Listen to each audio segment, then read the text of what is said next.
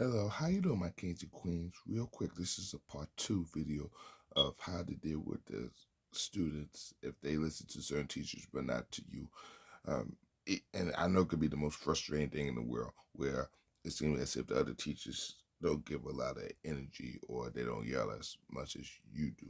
See, because the students, they know that you might care the most. Not saying that the other teachers don't, but they have a certain way of dealing with the students. See, what they do is they be cool, calm, and collected and respected. So maybe you got to be cool, calm, collected, and respected your way. See, what they do is they don't waste any time. If students talk back to them or badmouth them, they will call their parents, or they'll take away points, or they'll write them up. See, you give the students so many chances so they could walk all over you and get away with murder.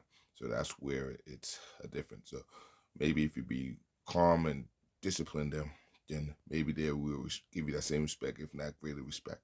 Actions speak louder than your words. Remember that. Actions speak louder than yelling. So if you write the students up, that will be more powerful than you yelling at the students out of frustration, out of desperation. Another thing too is please don't give them work to think that they'll be quiet, especially if you have an out of control class. That will add more fuel to the fire. You still get them work, but what you have to do is right after you give them work, you gotta get them the directions and teach them something right off the back. Or just get them work hoping that they'll be quiet. We have found the rambunctious or restless students. So, and even when they start in the before the classroom, you can say we're not going anywhere for 5 minutes if you want to, but if they don't listen, then you gotta be creative and improvise by saying, if you want to go to the classroom, you gotta tell me two facts. Tell me what you know. You can say, right? You can say let's play smarter than who's smarter than the fifth grader. Or what you could do is you could say, who's JC married to? Who sings "Shine Like a Diamond"? Like a diamond. Who sings "Umbrella"? Then you can mix it up with science. You could say, what is a photosynthesis? What is a decomposer? What is a consumer? What is a producer? Right? Mix it up, but get them three questions. They'll be there all day though. You got extra questions if you line the students out of the class early and they have to wait 3 minutes for lunch. You can say, let's do a 3 minute Jeopardy game. Um, who's going to be the host? You started off. Sometimes if you just tell students what to do, that's. I mean, if you announce it and say who want to do this, then they get all excited. That's okay. But maybe if you surprise them, you have more control over the class. They'll say who want to do this and say me, I do it. Then they don't give you a chance, and that's where the class might get more chaotic. Another thing too is when you give them tests. Uh, Back in the day, kids used to take tests seriously, but not this day and age, not this generation. So what you have to do is you can't really talk to them. You can't answer their questions by saying, "When is lunch? When is the test over?" Um, then they'll start asking you more out of the topic question that they say, "How old are you?" or "What's your first name?" or "Give me a five." You can't be their friends during the test. You can't be cool. You got to be the disciplinary. You have to be the administrator as a teacher. That's how they're gonna respect you because see, they'd rather respect somebody that they don't know who has better control. I'm not saying that you don't have control of the class, who doesn't play with them. So I want you to let that resonate with you. They'll respect a stranger who doesn't play, who know how to control the class. And I know you do know how to control the class deep down inside. So you can't get them an inch. You get them an inch, they take a yard, they'll take the country. The kids won't stop. So when you give them a test, if you say if you talk, I'm taking a test, you get a zero. Don't be afraid if they say they don't care. Then you could get a person zero here and there. And when they learn their lesson, then you could give the test back to them.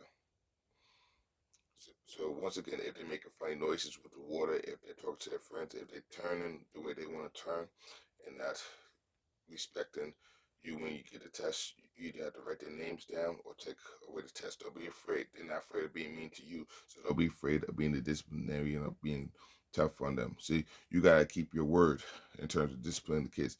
See, you're breaking the promise for the kids and they're setting you up for failure and setting them up for failure. So it's a double-edged sword. Instead of what I'm trying to tell you is go from a double-edged sword to a win-win for you.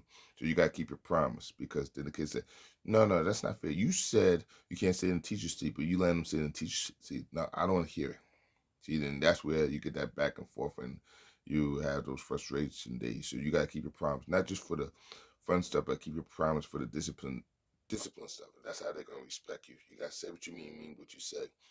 Uh, I won't say 100%, but 9 out of 10. That's how they're gonna respect you. If you do it 50%, then that's inconsistency.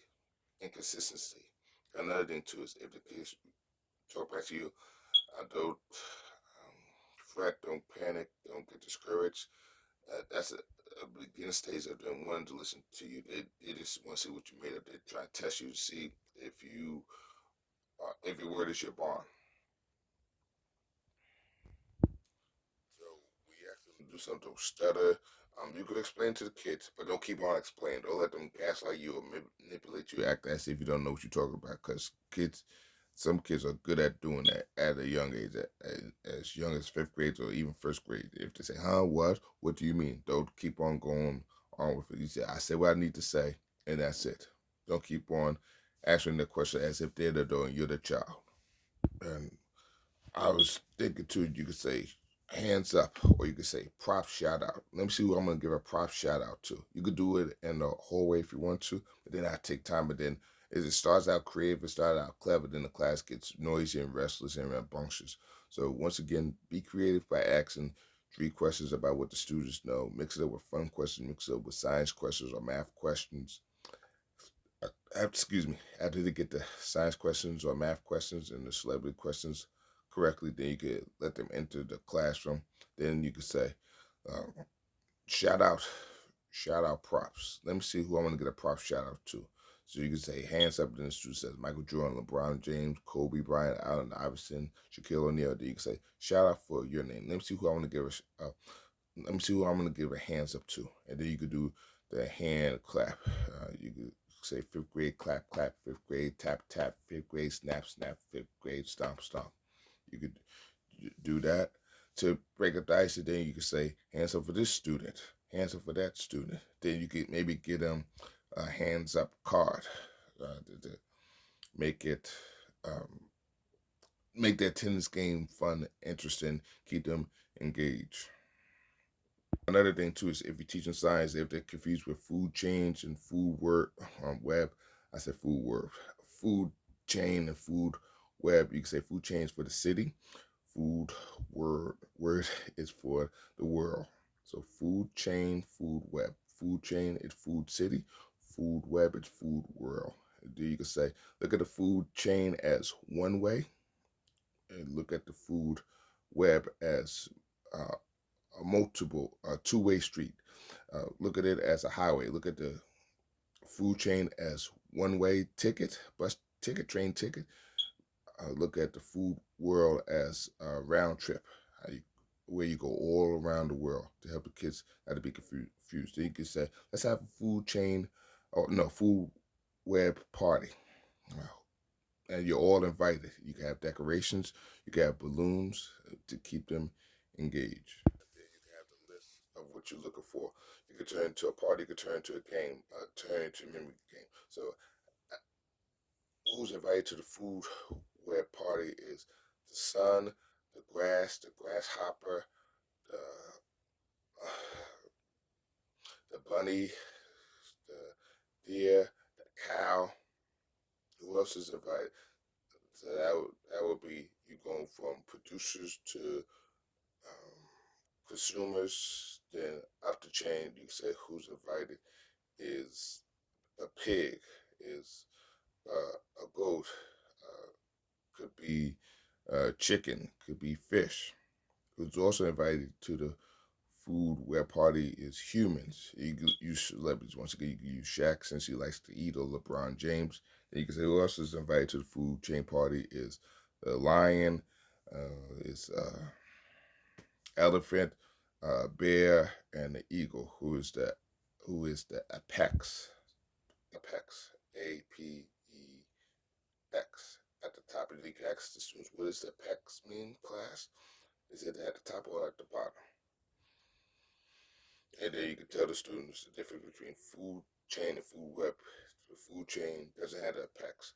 The top dog, while the food web has the apex. And you can tell them if one of the sources of energy for the food web determines the flow of energy of who eats who.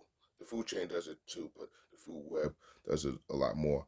So you can say if one animal is extinct, it causes the other animal to be deprived of food and they can become um, extinct. For example, if the grasshopper becomes extinct, then the bunny or the squirrel or the rabbit will run out of food and they will eventually become extinct.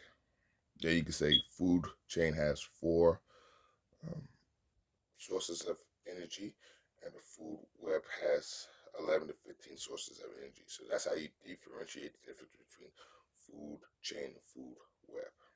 So food chain is one way, and food web is multiple ways.